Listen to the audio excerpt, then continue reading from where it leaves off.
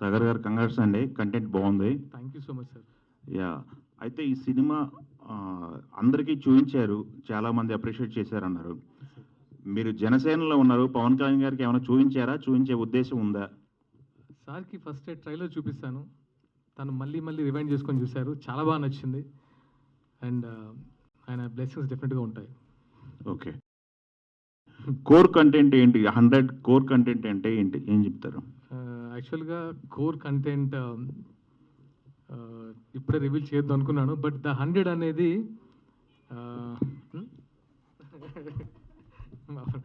మా డైరెక్టర్ అప్పుడే నాకు ఇస్తున్నాడు.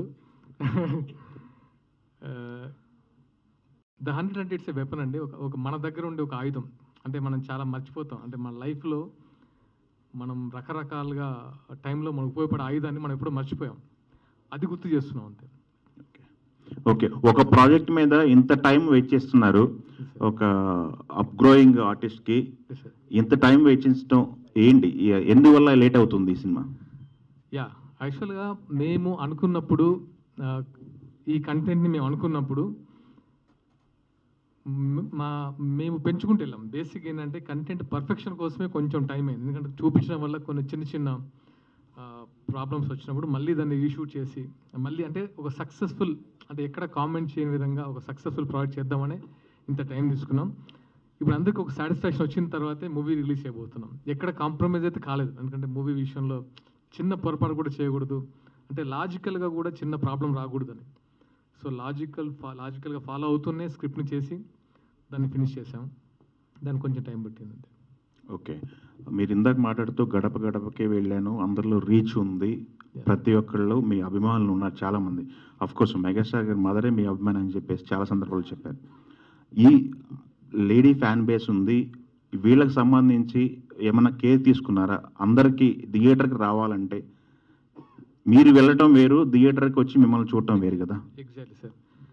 యాక్చువల్‌గా నేను స్టార్టింగ్‌లో చేసినప్పుడు అంటే మీరు అడిగిన మంచి క్వెషన్ అది.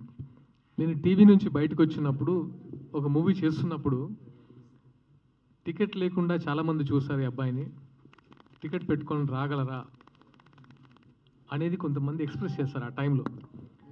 ఆ టైంలో కొంచెం డిసప్పాయింటింగ్ అనిపించినా అది నిజమే అనిపించింది.